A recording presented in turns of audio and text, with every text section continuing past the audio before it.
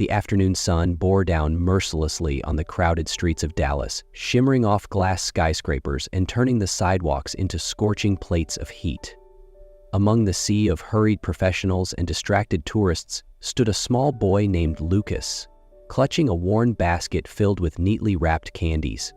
Barely 9 years old, his small frame seemed too fragile for the weight of his burden. Lucas's mission was simple yet heartbreaking: selling enough candy to buy medicine for his sick mother, Grace. Her illness had worsened, leaving her bedridden in their tiny apartment. Despite her pleas for him to stay home, Lucas had insisted, driven by a sense of responsibility far beyond his years. What neither Lucas nor Grace knew was that this day would change their lives forever. It was on this sweltering street corner that Lucas would cross paths with Daniel Carter, a man whose life was about to take an unexpected turn.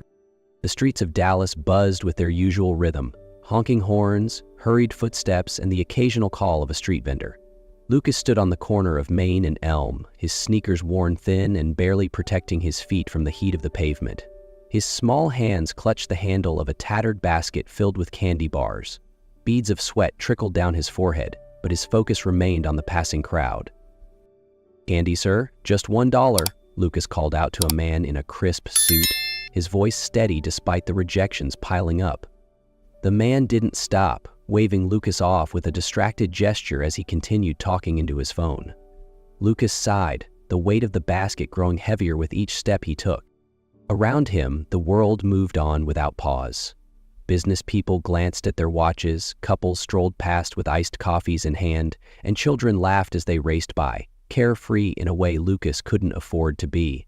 He stepped toward a woman in heels, her perfume mingling briefly with the dusty city air. "Candy, ma'am?" he asked, his voice tinged with quiet hope. She barely glanced at him, clutching her purse tighter as though his small frame posed a threat. Lucas didn't let the rejections break him. His shoulders straightened as he turned back to the endless wave of pedestrians. Every dollar he earned was for one purpose: buying the medication his mother desperately needed. In their small apartment on the outskirts of the city, Grace lay on a lumpy mattress pushed against the wall. The dim room smelled faintly of damp plaster, and the broken ceiling fan spun lazily overhead.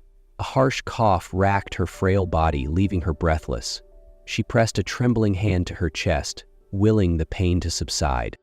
Grace had begged Lucas not to go out today. She hated seeing her son take on so much, but his determination always won. "I'll be back soon, Mama. Rest, okay?" Lucas had whispered before kissing her forehead and leaving with his candy basket. As the hours dragged on, Lucas's feet began to ache and his stomach growled. He ignored the hunger, his focus unyielding. He spotted a group of kids playing in the nearby park, their laughter echoing through the streets. For a brief moment, Lucas hesitated, his gaze lingering on their carefree smiles. But he quickly looked away, gripping the basket tighter. There was no time for games. By the time the sun began to dip, painting the sky in hues of orange and pink, Lucas had sold just enough to scrape together a few crumpled bills. His feet were blistered and his body ached, but he trudged home, holding on to the thought of his mother's relief when he handed her the money. When Lucas opened the apartment door, the dim light revealed his mother still lying on the mattress, her breaths shallow and uneven. "Did you sell much today, sweetheart?" Grace asked weakly, her voice barely above a whisper. Lucas knelt beside her, pulling out a few crumpled bills and coins. "Enough to get your medicine tomorrow," he said with a forced smile, hiding the blisters on his heels and the rejections he had endured. Grace's trembling hand stroked his cheek, her eyes glistening with pride and guilt. "You're so strong," she murmured. "Stronger than I'll ever be." Suddenly, Grace's chest tightened and her breath became more labored. Her hand slipped from Lucas's cheek, falling limply onto the mattress. "Mom?" Lucas's voice cracked with panic, his small hands trembling as he shook her gently. Tears welled in his eyes as he whispered, "Please, wake up." Grace didn't respond. Without wasting a second, Lucas grabbed an empty water bottle and ran out the door, his small feet pounding against the pavement. "Help! Someone please help!" he screamed, his voice cutting through the noise of the bustling city. A kind stranger finally stopped, rushing over to Lucas. After hearing his desperate pleas, they helped call an ambulance and stayed by his side as paramedics arrived. Lucas clung to Grace's frail hand as they loaded her into the ambulance, his small frame trembling with fear. The hospital was cold and sterile, a sharp contrast to the humid Dallas streets. Lucas followed the paramedics as they wheeled Grace into the emergency room. At the reception desk, a nurse handed him a clipboard. "Fill this out and wait," she said flatly. Lucas's hands fumbled with the pen, his small fingers barely able to grip it.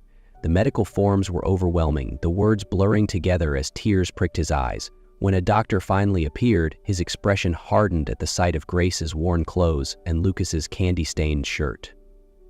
"We'll need payment up front for any tests," the doctor said briskly, handing Lucas a paper with a staggering cost scribbled on it. "I'll get the money," Lucas said, clutching his candy box tighter. His voice was steady, but his heart was breaking. As the streetlights flickered to life, casting a soft glow over the Dallas evening, Lucas stood outside the hospital clutching his candy box. His small figure wove through groups of passers-by, his voice hoarse but determined. "Candy, just $1, he called out, though the exhaustion in his tone was unmistakable. Across the street, Daniel Carter stepped out of a sleek office building, loosening his tie as he exhaled deeply. The day had been long, and the weight of back-to-back meetings clung to him like a stubborn shadow. His polished shoes clicked against the pavement as he reached into his pocket, glancing briefly at a missed call from someone he didn't feel like calling back. As he crossed the street, his eyes landed on Lucas. Something about the boy's posture, yet yielding, yet fragile, caught his attention. Daniel paused, watching as Lucas approached a woman holding out a crumpled candy bar. "Just $1, ma'am," Lucas said. The woman shook her head and hurried away, her heels clicking as Lucas's shoulders sagged ever so slightly. Curiosity tugged at Daniel, and without fully understanding why, he stepped closer. "Hey, kid," he called out. Lucas turned, his wide brown eyes filled with a mix of weariness and hope. "You want some candy?" "Just $1, he said quickly, holding up the slightly squished chocolate bar. Daniel studied him for a moment, noting the grime on his face and the worn edges of his sneakers. "What are you doing out here so late?" he asked, his tone softer than he intended. Lucas hesitated, shifting on his feet. "Selling candy?" he answered, gripping the box tightly. "For my mom. She's sick and she's at the hospital now." Daniel's chest tightened at the boy's words. "Your mom's in there?" he asked, nodding toward the hospital. Lucas nodded quickly, his voice quieter now. "I need money for her medicine. They said I have to pay first." Something in the boy's voice, a mix of desperation and determination, stirred something deep within Daniel.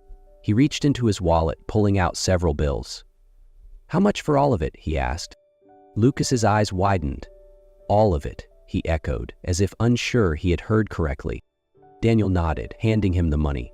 Lucas fumbled with the candy bars, practically shoving them into Daniel's hands. "Thank you, sir," he said, his voice trembling with relief.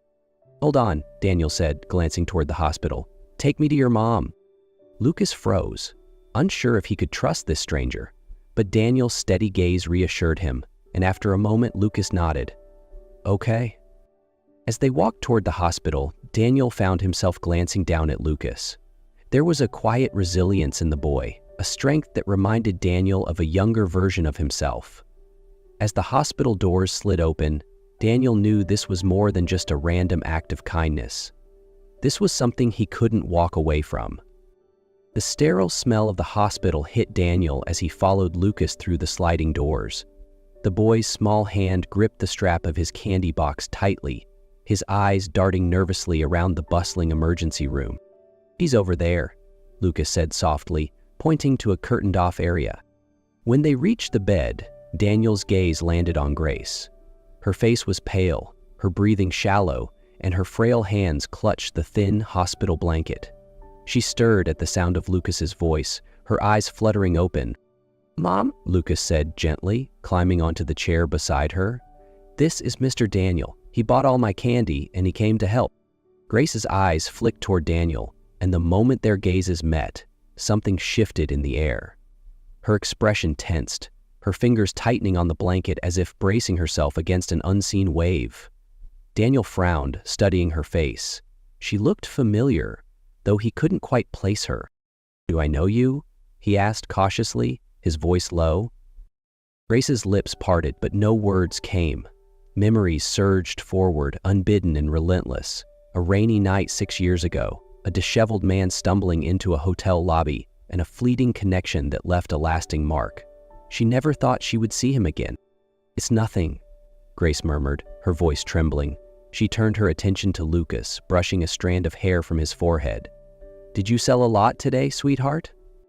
Daniel's eyes narrowed slightly, the sense of familiarity gnawing at him. "Wait," he said, his tone firmer now. "I do know you, don't I?" Grace hesitated, then exhaled shakily. She couldn't avoid the truth any longer. "That night, 6 years ago," she began, her voice barely above a whisper. "At the hotel, I didn't know how to find you after, and then, Lucas..." Daniel's heart sank as her words trailed off. He looked at Lucas, the boy's features suddenly taking on a sharper clarity. The resemblance was undeniable. The eyes, the stubborn set of his jaw. "What are you saying?" Daniel asked, though he already knew the answer. Grace met his gaze, her voice steady despite the vulnerability in her eyes. "Lucas is your son." The words hung in the air like a heavy weight. Daniel froze, his mind racing to process what he had just heard. How can you be sure?" he asked, his voice barely audible. "I wouldn't tell you this if I wasn't certain," Grace replied firmly. Daniel exhaled sharply, raking a hand through his hair. "I'll need to confirm," he said, his voice tight. Grace nodded, her expression resigned. "Do what you need to do." Daniel sat in the hospital waiting room, the DNA test results clutched in his hand. The words on the envelope, "paternity test results," felt heavier than they should. He had asked for the test with a calm resolve, but now, with the truth so close, his hands trembled slightly. Taking a deep breath, he tore open the envelope and scanned the contents. The results were undeniable. Lucas was his son. Daniel leaned back in the stiff hospital chair, exhaling as though the weight of the world had just settled on his chest. Relief, guilt, and disbelief churned within him. 6 years, a child's entire lifetime he had missed. He thought of Lucas's determined smile, Grace's frailty, and the sacrifices she must have made. Moments later, Daniel returned to Grace's hospital room. She was propped up against a stack of pillows, her exhaustion clear in her eyes, but she looked at him with quiet determination. Lucas sat at her bedside, drawing with crayons on a piece of scrap paper. "You've seen the results?" Grace said softly, her gaze steady. Daniel nodded, his voice quiet but firm. "He's my son." Grace's expression softened, though the lines of worry on her face remained. "I told you because you deserve to know," she said. "But more than that, Lucas needs someone who can give him what I can't anymore." Daniel knelt beside the bed, looking her in the eye. "I should have been there," he admitted, his voice filled with regret. "For you, for him. But I'm here now, and I'm not walking away." Tears welled in Grace's eyes, but she managed a faint smile. "That's all I ever wanted," she whispered. Lucas looked up from his drawing, his bright eyes curious. "What's going on?" he asked. Daniel reached out, resting a hand on Lucas's shoulder. "It means I'm not going anywhere, kid," he said warmly. "From now on, I'm here for both of you." Daniel's newfound determination to help Lucas and Grace did not come without challenges. Just days after the DNA results confirmed the truth, Brittany, his on-again, off-again girlfriend, began to notice the shift in his priorities. She grew suspicious of his frequent absences and the quiet determination that now replaced his usual charm. One evening, Brittany cornered Daniel in his living room. "You've been distant, Daniel," she said, her voice dripping with feigned concern. "Where are you running off to all the time?" Daniel hesitated, knowing this conversation was inevitable. "I've got responsibilities now," he said simply, avoiding her piercing gaze. "Responsibilities?" Brittany scoffed, crossing her arms. "Don't tell me this is about that kid and his mother. You can't seriously believe this is your problem." Daniel's jaw tightened. "Lucas isn't just some kid. He's my son," he said firmly. Brittany's face froze in disbelief, but her composure quickly gave way to anger. "You're gonna throw everything away for them? What about us?" "There is no us," Brittany, Daniel replied, his voice calm but resolute. Whatever we had, it's been gone for a long time. I just didn't see it until now. Brittany's lips twisted into a bitter smile. You're making a mistake, Daniel. You don't even know what you're getting yourself into with them. I know exactly what I'm doing, he said. I'm giving my son a chance at the life he deserves, and I won't let anyone get in the way of that. Unbeknownst to Daniel, Brittany wasn't ready to let go so easily. Driven by jealousy and desperation, she contacted Dr. Harris, a morally flexible physician overseeing Grace's care, and convinced him to make subtle changes to Grace's treatment, enough to delay her recovery. But Daniel's instincts kicked in when he noticed Grace's condition worsening despite following the prescribed treatment. After cornering Dr. Harris one evening, Daniel uncovered the truth.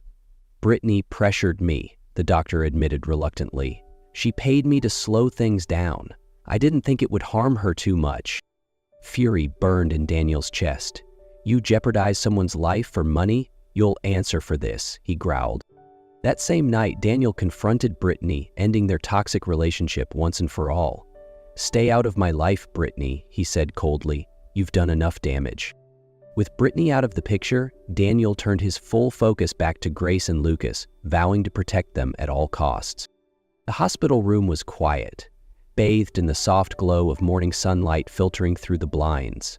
Grace rested against a stack of pillows, her cheeks still pale, but showing hints of color that hadn't been there in weeks. Her breathing was steadier now, no longer strained and shallow. Lucas sat beside her, swinging his legs from the chair as he proudly held up a new drawing.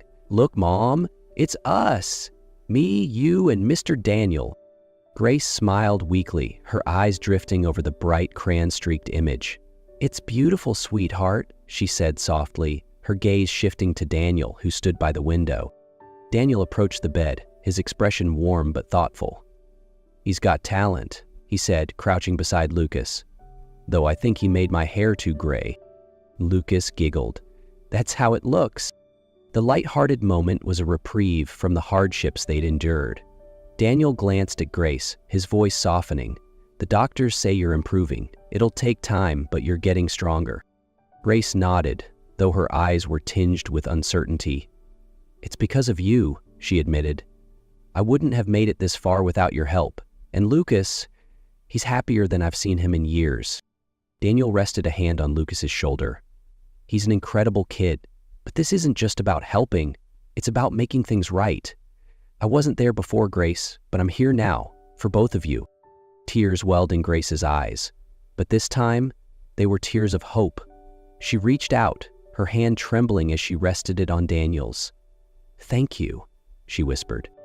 That night, as Lucas fell asleep in Grace's hospital room, Daniel sat quietly by the window. For the first time in years, he felt a sense of purpose, one rooted in family, not business or success. Their family wasn't perfect, and the road ahead would be long, but it was theirs. Together, they were building something new, a foundation of love, trust, and hope. And for Grace, Lucas, and Daniel, this was only the beginning. The day Grace was discharged from the hospital was warm and bright, a stark contrast to the challenges they had faced over the past weeks. Daniel stood outside the hospital doors, his sleek car parked nearby, ready to take Grace and Lucas to his home. Lucas held Grace's hand tightly as they walked toward Daniel.